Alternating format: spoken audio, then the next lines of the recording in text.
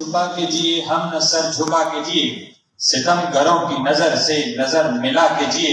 अब एक रात कम जिए तो कम ही सही, यही बहुत है कि हम मशालें जला के जिए। भरपूर आजिया कदा कौमी अवामी तहरीक जागवार मोहतरम अयान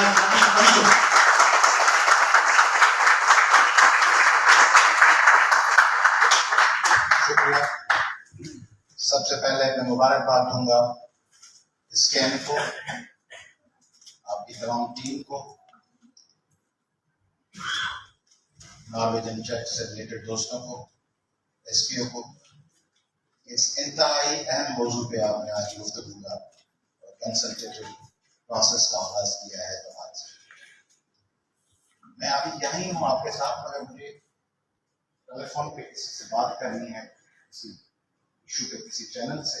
मैंने कहा अगर मेरी बात को 15-20 मिनट के बाद खुलवा लें तो उसको कॉल आ गई, तो मैंने कहा 20-25 मिनट के बाद आपसे बात करते हैं।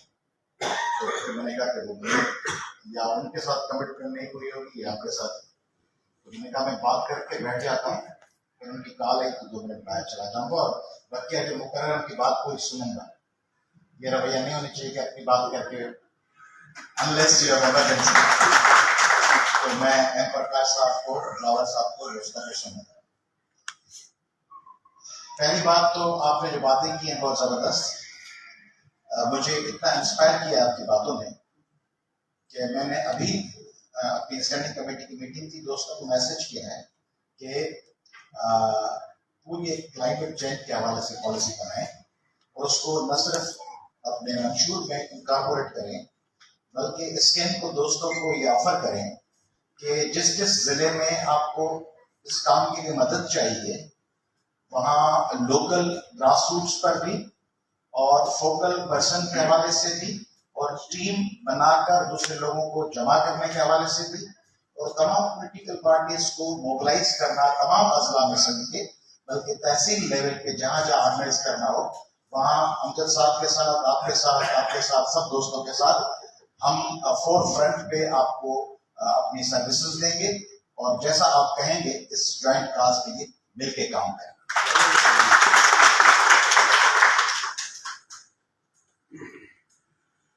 मुझे अक्सर इस बात पर थोड़ी सी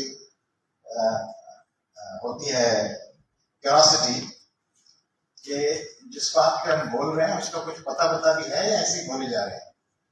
वो ट्रक बस होती है ना, बस पे लिखा होता है चली जा रही है खुदा के सहारे। तो ये जो सब दोस्त बैठे हुए इनको कुछ पता वगैरह भी है, क्लाइमेट चेंज क्या होता है, क्या है नहीं है, सबकी बात तो नहीं कर सकता, एक्सेप्शन तो ऑलवेज देयर। मगर दोस्तों, काफी सारे दोस्तों को पता भी है कि क्या बातचीत हो रही है। तो वो अगर नहीं है तो उनकी जिम्मेदारी नहीं है। अगर स्टूडेंट बेजार हो रहा है किसी प्रोग्राम में, किसी सेशन में, तो स्टूडेंट जिम्मेदार नहीं है, टीचर रिस्पॉन्सिबल है कि स्टूडेंट की अटेंशन पूरी क्यों नहीं।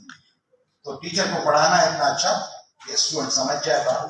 तो आपके और हमारे जो ये फोरम्स हैं, जबरदस्त नाम कितना अच्छा स्कैन, तो उसको पहले ये स्कैन करना चाहिए। उस स्कैन के टर्म क्या है, ये स्कैन करना चाहिए कि पाकिस्तान के कितने लोगों को पता है क्लाइमेट चेंज का। इस यूनिवर्स की कहा जाता है कि अंदाजन कोई age it is somewhere between 13.7 billion years and 15 billion years.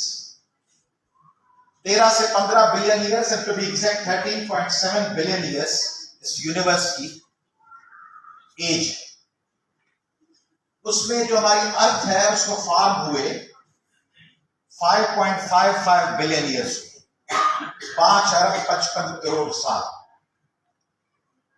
उस जमीन में, इस जमीन पर, ये मैं साइंटिफिक बात कर रहा हूं, हमारे दूसरे जो इंटरफेथ के हैं दोस्त, उनकी बातों से मुझे कोई इख्तिलाफ नहीं है, वो अपना मौक़िफ़ जो अच्छा है, क्योंकि उनका मौक़िफ़ बहुत से दोस्तों का क्या है कि जमीन की उम्र 6000 साल है। तो बिस्मिल्लाह, मोहनजोदड़ो के साथ अगर जमीन बनी है, 6000 साल पुरानी तो इंडस सिविलाइजेशन, उसके साथ अगर जमीन बन गई थी तब भी खैर है। मगर साइंस कहती है कि 5 अरब 55 करोड़ साल है उम्र जमीन। तो 5 अरब 55 करोड़ सालों में जो लाइफ आई है, माइक्रोब्स, वो कोई 3.7 बिलियन ईयर्स पहले आए, यानी कोई 1 अरब साल दुनिया पे जिंदगी नहीं थी। 4 अरब 55 करोड़ सालों में से 3 अरब 70 करोड़ सालों के दरमियान जिंदगी नहीं थी।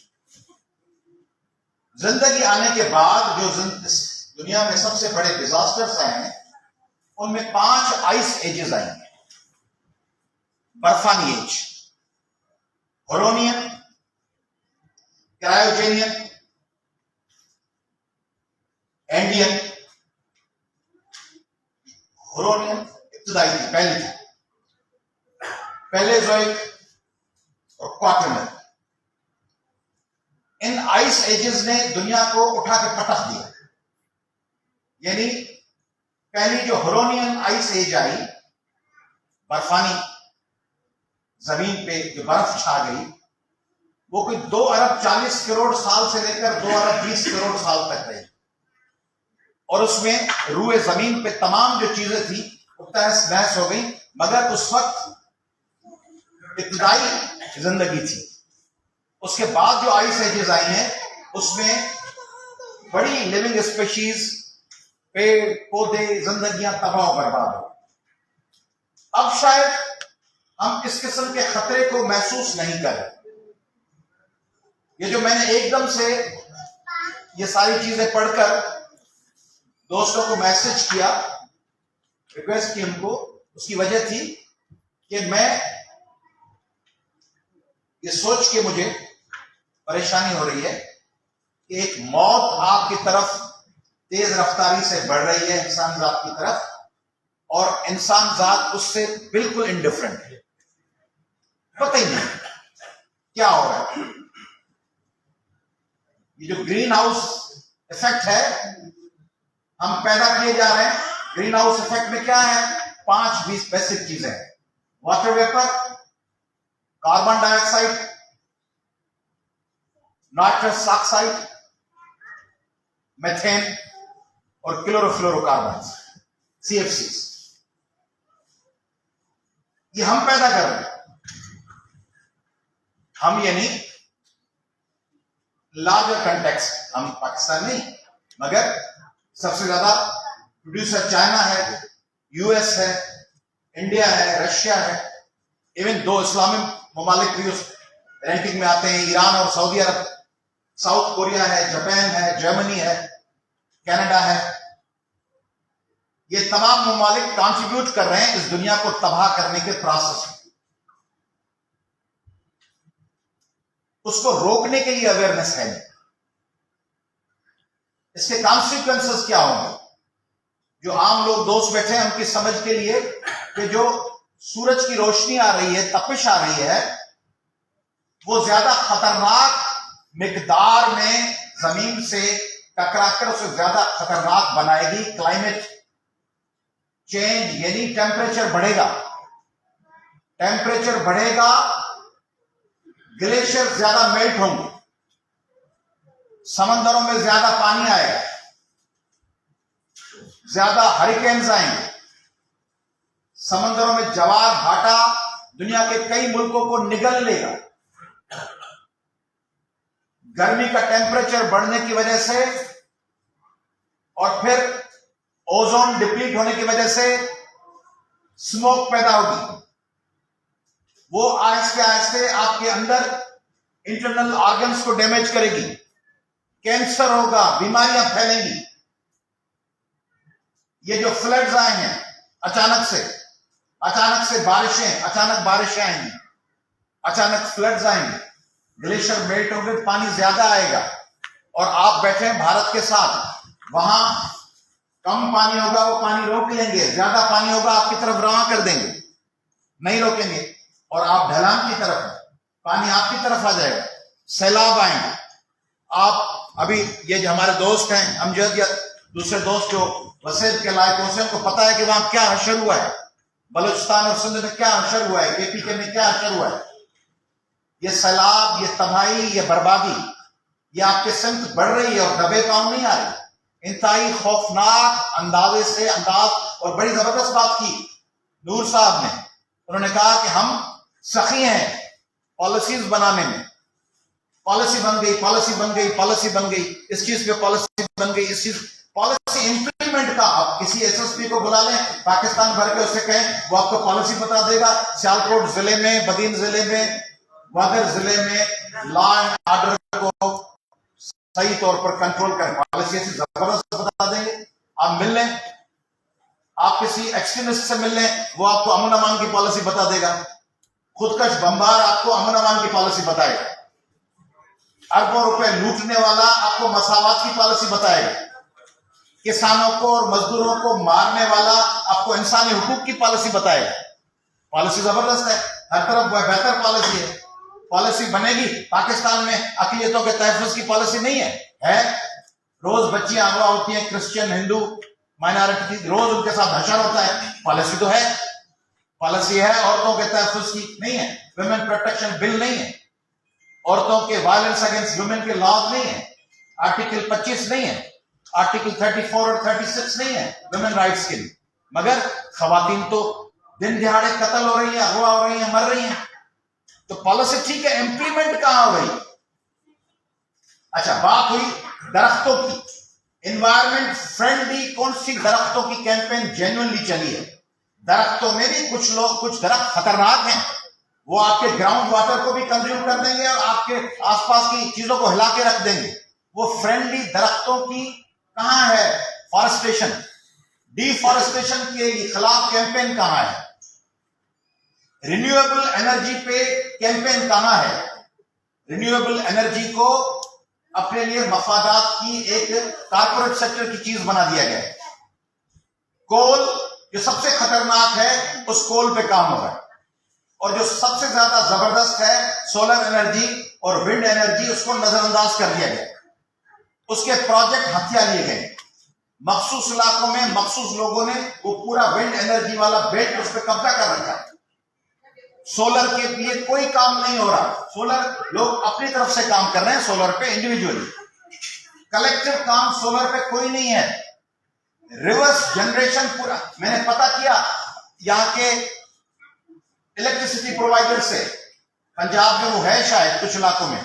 रिवर्स जनरेशन यानी आप अपने घर में सोलर की प्लेट्स लगाएं और जनरेट करें और फिर उसको नेशनल ग्रिड में भेज दे बिजली को।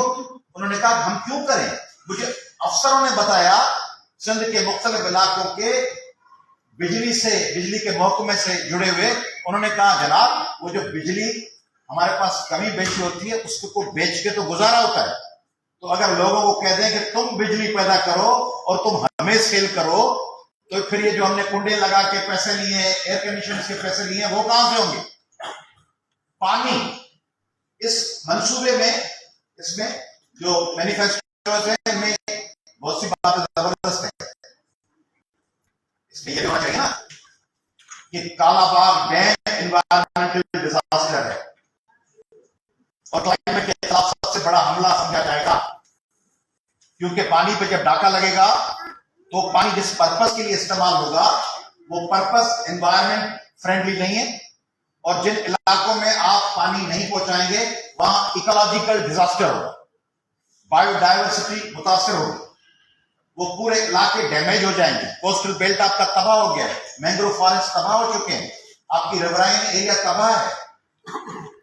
ऑटोमोबाइल इंडस्ट्री, उसको बहुत ज्यादा उसमें इन्वेस्टमेंट है, उसको सपोर्ट किया जा रहा है, उससे बहुत से लोग जुड़े हुए हैं इक़्तिदार। आप इस मुल्क में साइकिलिंग क्यों नहीं शुरू करवाते? एनर्जी फ्रेंडली है, लोगों को साइकिलों पर आमादा करें।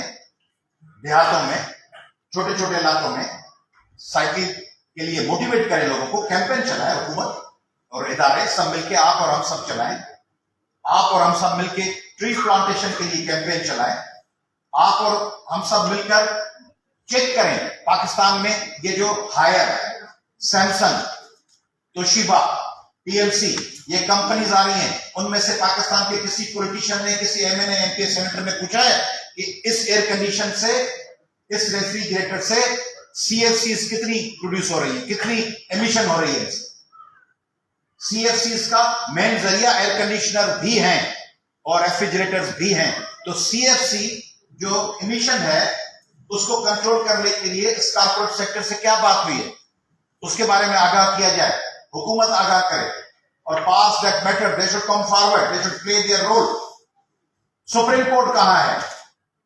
सुप्रीम कोर्ट और पाकिस्तान, इसको बिठा दो, इसको हटा दो, इसको एमएनए बना दो, इसको हटा दो, 2-3 को तो मैं इस्तीफा दिलवा दूंगा, 2-3 को मैं ले आऊंगा। चीफ जस्टिस फरमाते हैं साहब का 2-3 से तो मैं वैसे ही इस्तीफा दिलवा दूंगा।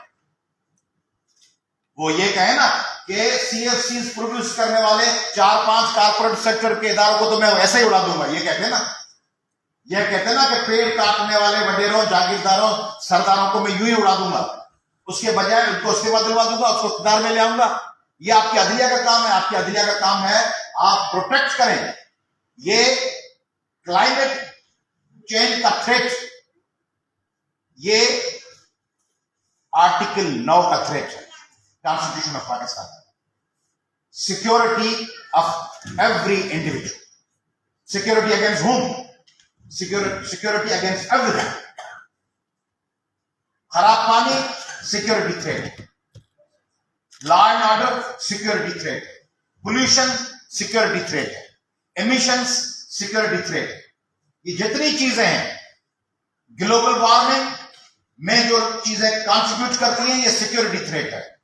पोल्यूशन में जो चीजें कंट्रीब्यूट कर रही है, सिक्योरिटी थ्रेट है। ग्रीन हाउस इफेक्ट जो इंडस्ट्रीज पैदा कर रही हैं, सिक्योरिटी थ्रेट है। जो गाड़ियां हैं, आपके पाकिस्तान में गाड़ी में साइलेंसर कहां है? वहां पाकिस्तान में कहां बंदोबस्त है कि सीएफसीज की मिकदारों को, कार्बन प्रोडक्शन को कम करें वो गाड़ियां?